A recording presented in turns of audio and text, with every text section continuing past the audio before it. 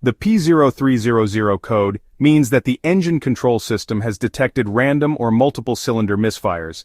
In simple terms, the engine isn't burning the air-fuel mixture efficiently in one or more cylinders, and even worse, the computer can't identify a specific cylinder as the primary culprit.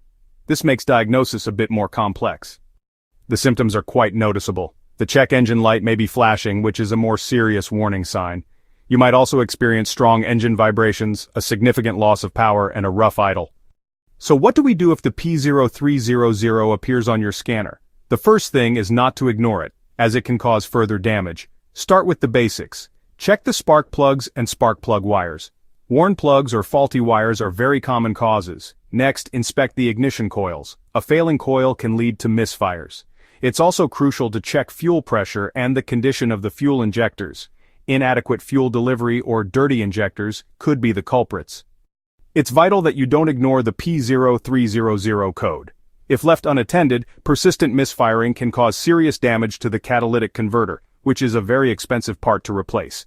Additionally, the engine could suffer excessive wear. Addressing P0300 early will not only save you money on major repairs, but will also extend the life of your engine.